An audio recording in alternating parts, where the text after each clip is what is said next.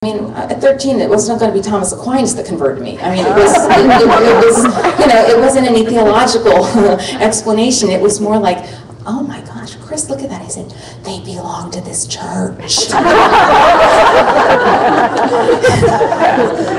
I said, we got to find out more about this church because, I mean, all these cool people belong to it. You know, St. Maria Goretti was up in the choir loft, okay? St. Mary Magdalene was over by the confessional. Then what really got us confused is the Blessed Mother Chapel had St. Bernadette, but it had all these other Blessed Mothers. I said, how many do they have? We didn't quite get that there was just one, and it was just different names, but they said, Our Lady of Everything. I said, I like Our Lady of Lourdes. That's the one I read about, okay? But that's what really got us started. But as I said, it was easier for Chris because she already had like a foot in the door, so to speak. With me instead, well, my grandfather was the janitor at our church, and I used to be there helping him clean the church, and we went to church on Wednesdays, and we went to church on Sunday morning, and we went to church Sunday evening, and we went to all the youth things that they had, and you know, we were just really, really, really good Protestants. So it wasn't because I was unhappy with my church, it's just because I met these other people, I met these saints, and then tracking it back that the catechism that sister gave me actually had a timeline. I said, well, what's this? You know, so it went all the way back, and it went all the way back to St. Peter and you know, and Jesus, and it said Jesus Christ founded the Catholic Church. And I'm thinking, well, who founded ours then? I mean, who founded the other ones? And then it got me interested, so I did a little bit of research, and you know, actually, our church said it was Mr. So-and-so at such and such a time that started this particular church. You know, or Charles Wesley started the Methodist, or, you know, so-and-so started this. I said, they were quite upfront about it. I said, but the Catholics, on the other hand, were the only ones that made the claim right out there. Jesus Christ founded the Catholic Church on St. Peter, and we have a Pope every, you know, so on, and with all the dates and everything. So, armed with this, I went back to my family, okay? And I said, they let me go to Mass once, okay, as a concession, right? So I come back from Mass, and they're all sitting in the kitchen waiting for me. Oh, this is not good. So they sit me down, and they said, so, how was it? And I said, oh, it was really good. I said, their music is not so great, but everything else was really good. And actually, afterwards, I said to myself, well, I found the true church, but gosh, their music really is terrible. I wasn't sure where it came from, but I said, you know, you have to give up something, right? So I went back and I said, it was wonderful. It was wonderful. I said, and you know, the best part is that everybody stood up at a certain point and shook hands with each other. I said, it was just so nice. They were so welcoming. And so they said, well, I'm glad you liked it, but that's the last time you're going back. That's it. That's it. I said, no. Oh no. I said, I really believe that this is the church I'm supposed to belong to. And they said, well, give us one good reason. And actually, because I did my homework, I said, because Jesus Christ founded the Catholic Church. And they asked the same question that was my first question. Well, who founded ours? And I told them, and it was just total silence. I guess they weren't aware even of, you know, who founded the church and when. So it was kind of a stalemate. They just said, well, you're not going. They tried to make a couple concessions with me and said, well, why don't you just go to the Anglican Church, okay? Because they're still Protestant, but you have all the ceremony you want, Julia. I said, it's not the ceremony. You know, it wasn't the ceremony. But, you know, at 13, it's very hard to explain to your parents. I thought that particular argument was really foolproof, you know. But it convinced me. It just didn't convince my parents. So they said, you know, you're 13, you're 14, you can wait until you're 18, and then you can do what you want. Again, I don't know if you've ever tried to tell a 13-year-old to wait for anything. Okay, but I do remember vividly, I said to them, you want me to waste 5 years of my life waiting for something that I know is right? Something that I really feel I'm supposed to... No, well, that was it. That was it. There was nothing else to be said. So I had to wait. And they said, well, every Sunday they would say, well, do you want to go to church? I said, yeah, but I want to go to Sacred Heart. No, you can't go there. I said, well, then I'm not going to go at all. So there was a while where I did not go. She said, you're very bullheaded, you know that? I said, well, I come by it quite honestly.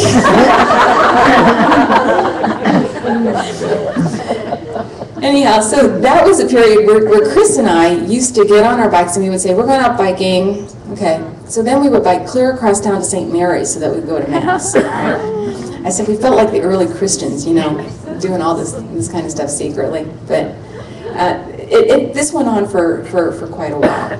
But I do believe that God kind of, He answered a prayer that I wasn't even aware of making.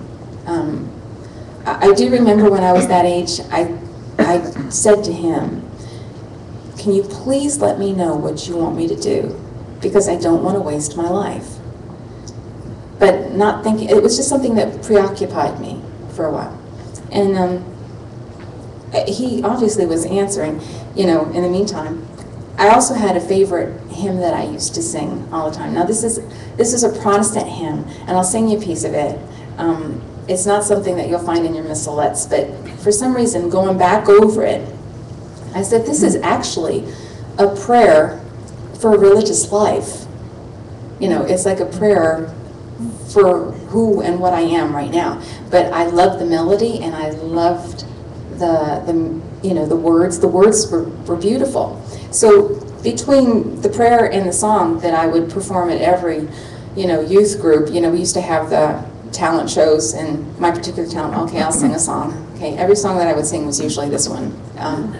So anyhow, if you don't mind, I'll sing it. I just have to find the music. I made so many notes and I'm not looking at any of them. So. Okay. Hope my articulation's good enough so you can hear the words. Take my life and let it be consecrated, Lord, to Thee. Take my moments and my days, let them flow in ceaseless praise. Let them flow in ceaseless praise. Take my hands and let them move at the impulse of Thy love. Take my feet and let them be swift and beautiful for Thee, swift and beautiful for Thee. This has 6 verses, so I'm not going to sing all 6 verses.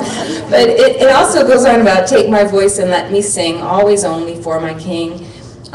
Take my love, my Lord, I pour at Thy feet its treasure store. Take myself and I will be ever only all for Thee. It's a beautiful prayer. It's out of our old Protestant hymnal. It's in every Protestant hymnal I've ever seen. But it was always like my hymn. That's the one that I would always sing. And then afterwards looking at it, I said, look at that. I was actually praying for religious life. I was, without even being aware of it, I was asking God for that. And He was like shoving me in that direction. All right. Now I'll get back to the to my notes. Along with the now, when I was telling the stories, this story is full of little anecdotes, and I knew that getting up here, I was going to forget half of them. But I was mentioning it when I was preparing for it. I mentioned it, and our employee Linda said to me, "Sister, whatever you do, don't forget about the rosary in the mattress. Okay, please tell them about the rosary in the mattress." Okay. That's because I had a little sister, who's 3 years younger than me, who was a spy. And she would do anything to get her big sister in trouble. Now, most people, most teenagers would get in trouble for, okay, y'all can imagine what they would get in trouble for. I was getting into hot water for going into Sacred Heart Church from the back door, and for hiding anything Catholic, because I would get in, you know. So anyhow, I had a rosary, and I stuck it in between my mattress. How my sister has radar for finding that, I don't know. But she told my grandmother that I found a rosary in Joel's mattress. All right, so that was the story. My grandmother also you know, she was so concerned. She was really concerned. My grandmother was the single most influential person in my life. As you know, she was the most Christian woman I have ever known. She really was. But she was raised Lutheran. She was just raised Lutheran. So, I mean, for me to say I want to become Catholic was tantamount to saying I want to become Buddhist, Graham, because that's exactly how she felt. She just, you know, kind of ran upstairs. Where did I go wrong? I mean, she was really. It's like one of your children saying, "Gee, I would like to go off and become something else than what you gave me." So I was trying to understand that, but at the same time, it was hard. It was hard, right? So she called Pastor Lewis to come talk to me. Now, this is after we had moved out of the city to get away from Christine. They thought, you know how you have friends that are bad influences on your kid? So we actually moved out of town to get me away from Christine. It wasn't Christine. It really wasn't Christine, but you know, they thought it was, so we moved. So then she invites the pastor from our Protestant church to come talk to me because I'm being, you know, unreasonable and I'm being taken away from the true faith. So he comes, and he was a very kind person too, but anyhow, he couldn't understand why I was interested in the Catholic Church. So he said, well, you know, there's a lot of things similar, and there's not a whole lot different between, you know, the Catholic Church and our church. You know, we just don't honor the Blessed Mother. You know, we don't honor Mary. And all the red lights were going off because that was the book I read. I said, oh, no, you don't. I'm thinking to myself, you know, I didn't say that because I said the one thing that made this church so different was, you know, the Blessed Sacrament and Mary. I said, it's true, it's true. In our Protestant church, we saw Mary once a year in the nativity scene. That's when they brought her out, and then they put her back in storage. And that's it, that's when you saw her. But I mean, this was a discovery we made, and we weren't gonna let go of it. Also, I said, what do you mean there's not any difference? I said, I remember going into First Church of God. The thing that you see when you go in is the pulpit. Right down the center aisle is the pulpit. Right above it was the choir loft. That was the center of our worship service, was the sermon, which, anyhow, for y'all who are Catholic, I include myself there, a 10-minute sermon is not long. A 45-minute sermon is long. It's really long. that was the main part of our service, and my sister and I used to sit there playing tic-tac-toe on the registration forms. You know, it was long. Apart from that was the singing. So it was the sermon and the singing.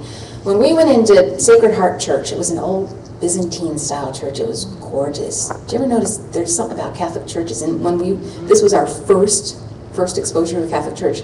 We went in there, and there's stuff on the floor, and there's stuff on the ceiling, and there's stuff on the walls. And we spent hours in there. I said, what do you think this means on the floor? I mean, they had all kinds of symbols on the it was fascinating. We spent hours, all right?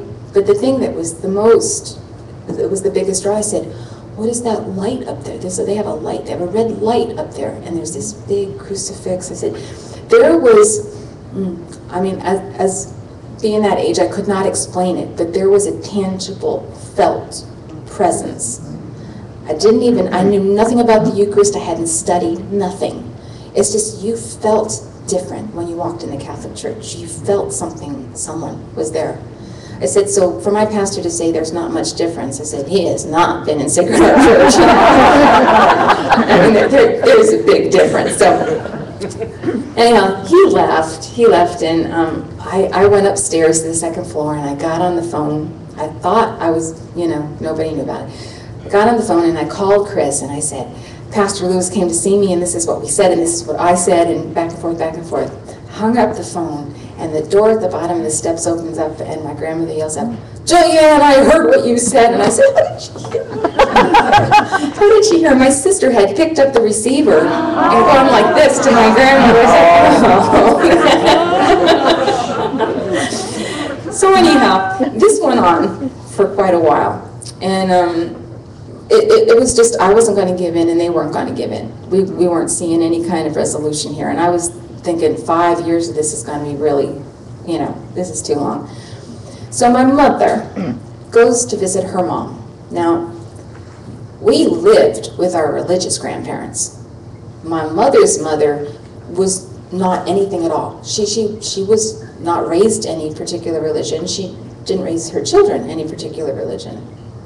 So my mother goes and she says to her mom, Mom, I don't know what to do with Julia. She said she's insisting on changing religion and becoming Catholic, and she knows that her family's not Catholic. But she's just so insistent. Well, I don't know what to do with her. And my grandmother looks at her and she says, well, Joyce, I don't see what the problem is. She goes, I'm Catholic.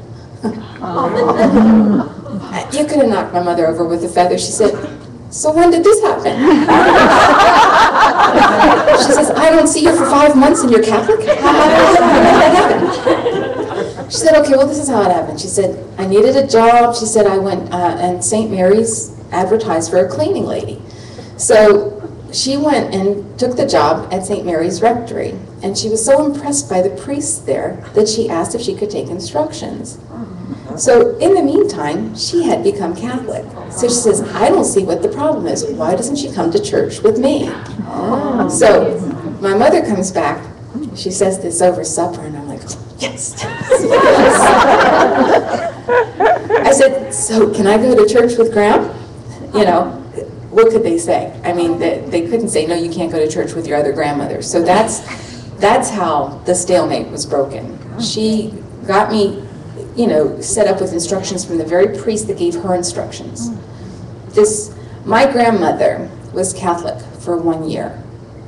She died a week before I made my own profession of faith. And you ask, why do things like that happen? And the expression of my mother always comes back to me, thank God for little things, okay? That was not such a little thing, that was a big, major thing. And looking back at it, yeah, it was like, that was like a direct divine intervention there. I mean, who knows what would have happened, but she was Catholic for exactly 1 year, 1 year.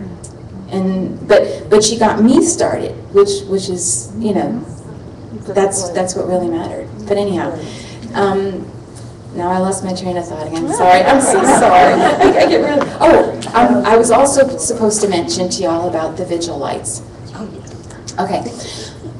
When we went into Sacred Heart Church, this is early on, we went up and we saw that there's a gorgeous Sacred Heart statue, hand carved on the left-hand side with little vigil lights, all right? There was two that were lit. Then the Blessed Mother Chapel on the other side had the little blue lights, and they were all lit, all of them. So me and Christine, being good little Protestants, we said to ourselves, well, that doesn't seem quite fair. You know, they have all of Mary's lights are lit, but only 2 of Jesus are lit. So the 2 of us started to light all the candles. And we were so happy. It was like a bonfire. And it wasn't until years later I wrote down some of my story for, you know, for Catholic Digest. And Monsignor McGovern got a copy of this and was reading the story and said, so that's what happened. Because we didn't know that we were supposed to put money in the little slot there for every candle we lit. But anyhow, I was supposed to tell you that story, so there I told you the story about the vigil lights. Okay. This was before Graham passed away, but when I was arguing with my family about, you know, why can't I become Catholic, can I please become Catholic? My dad said to me, no, he said, because if I know you, that's not going to be good enough. He said, next thing I know, you're going to want to become a nun.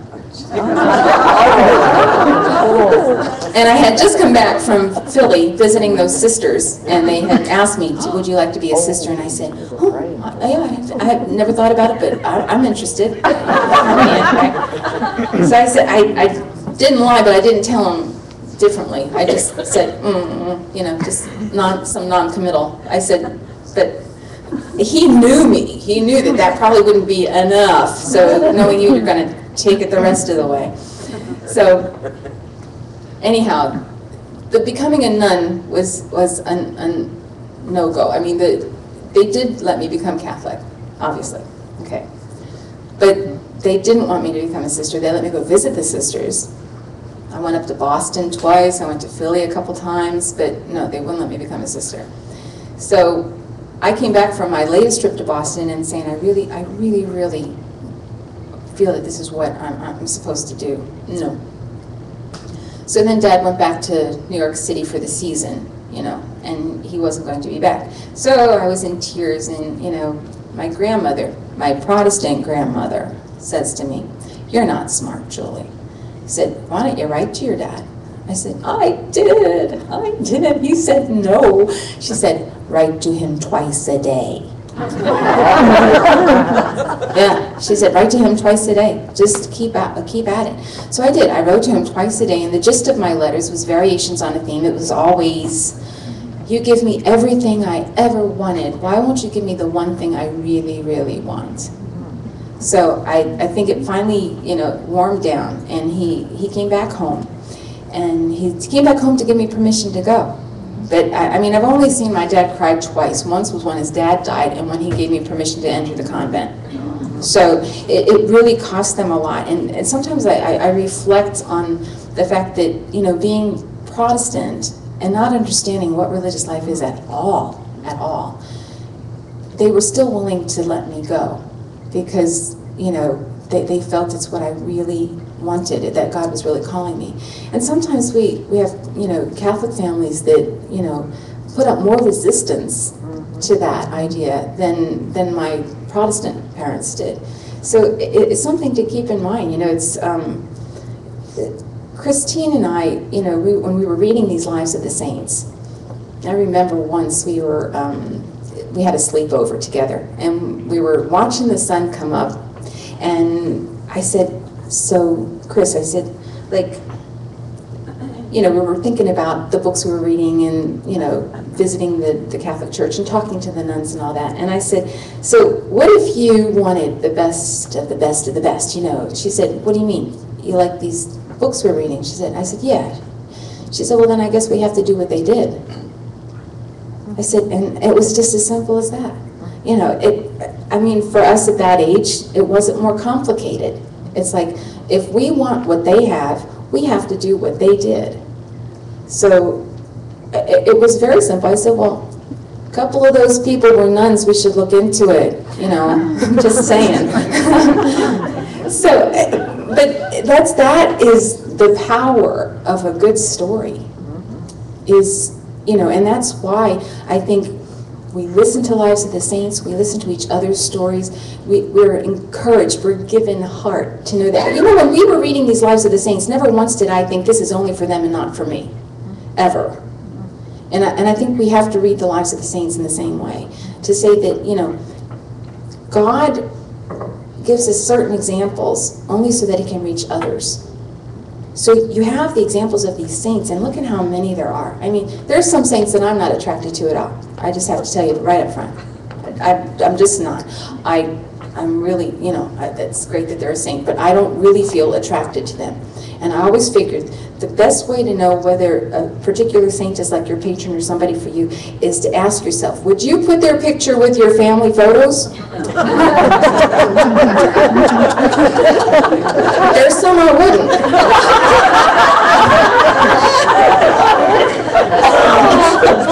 There are other saints that, you know, immediately there's that connection. I remember, I know, I've been here 10 years, as I said. It was only last year that Sister Margaret and I finally figured out where the Seelos shrine was. Okay? I had no idea. We don't get out that often, and one day we had the day off and we were looking for it. I said, so actually I think it was Melita. She said, "I'll take you, just follow me, follow the car," because we were going to get lost for sure. So we got there, we got the whole tour, we sat down on the park bench next to Father Seelos, had our picture taken, you know, the whole thing. And when I saw his picture, I said, "This guy looks so familiar. I should know this guy. He really, like, there's something about his face." So I bought his picture. I bought a little, you know, like a little 3x5 of him. I came home and I kept looking at the picture and I said, "I know where you go." And plop, there he went, right next to my family pictures. There's just some connection. I mean, there are those kind of connections with saints, because why? Why? Because they're real people. Because they're people like you and I. You know, you have certain friends, you have certain kindred spirits, you have certain acquaintances, you have certain people you avoid. But I mean, there's like, you know, it's that same type of relationship. The saints are there to like give us courage, to help us, you know, keep on at what we're doing. And that's why I really like this idea of Magnificat. You know, you guys get together and you tell each other your stories so that you're encouraged, that you're not alone in it, and that, you know, you want to catch that little glimpse of Jesus along the way in each other. That's what, you know, that's what we all need, you know. I'm totally off track now. I had such a good story for you.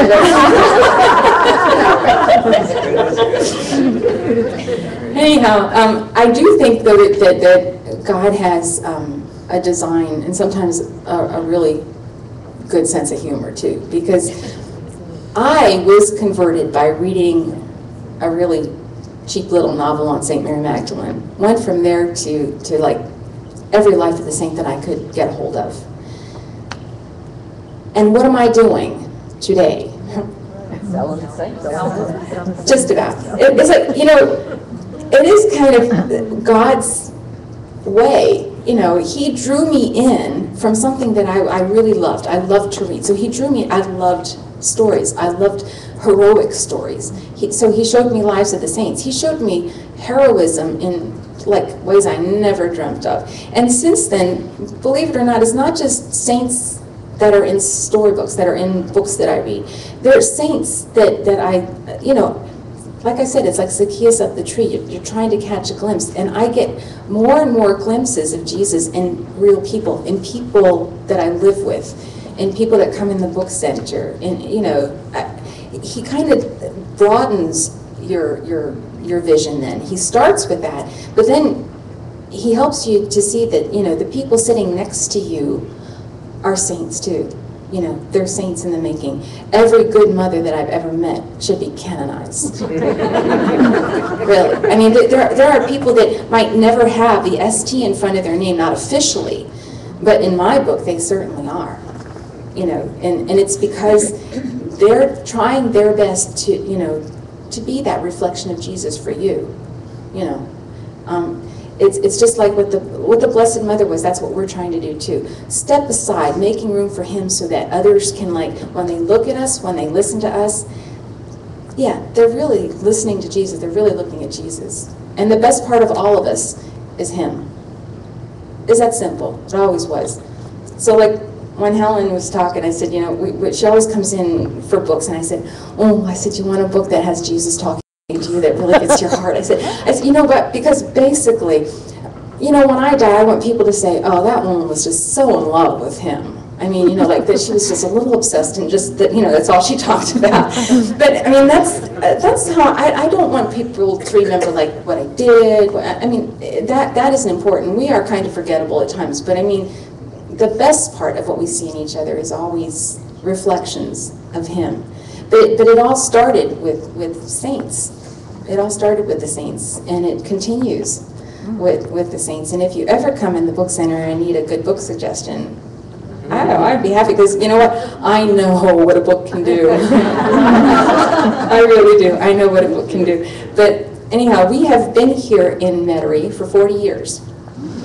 Yes. And I am really happy to have been part of the last 10 years of that, you know, history of Pauline books. I've also, you know, I sing in the cathedral choir. I love being in New Orleans. I hope they just forget about me here. But, you know, I don't know if that's going to happen. I mean, usually we float around pretty quickly, like a year here, 2 years there, 6 months there. I mean, so for me to be here 10 years is, there you go, that's Katrina Providence, because, you know, after that they didn't want to, you know, she knows what she's doing, let's just leave her there. So I was so happy that they left me here. But, I mean, being in New Orleans is such a blessing, and, you know, meeting ladies like y'all, and oh, my mother, every time I say y'all, she goes, how long have you been there anyhow? You just it's so much a part of your own speech pattern now. I just don't even think about it. But anyhow, yeah, it's a wonderful thing. And as Sister Ann, for years they were trying to get me to do this. And I have to admit, it wasn't until 2008 that I ate my first crawfish. Oh. That's because I don't like bugs.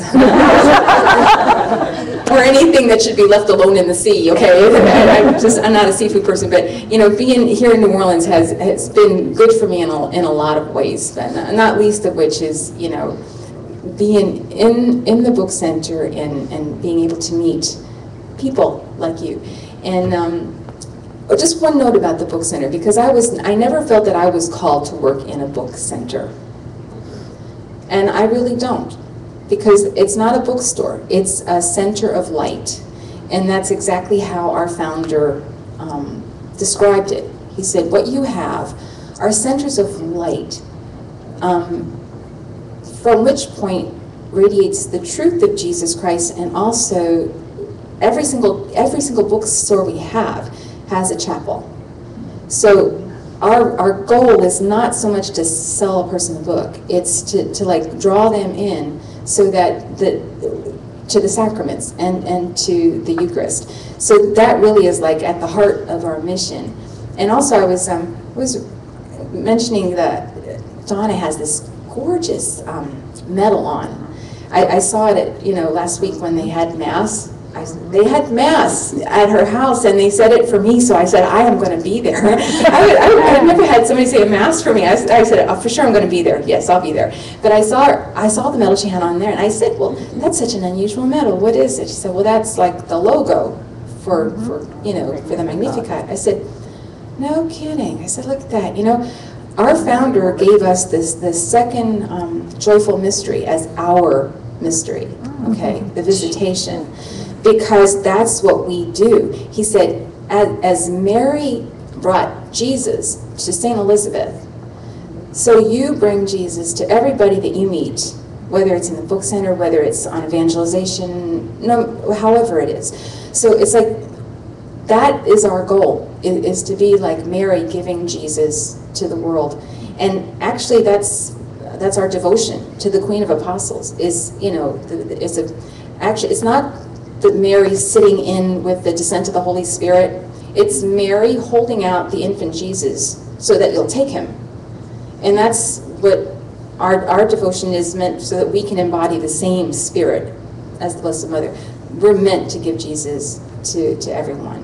Oh, see, I'm rambling now. I'm so sorry. But anyhow, I do. Do I have time? You have lots of time. Oh, gee. Okay. Well, if I have lots of time,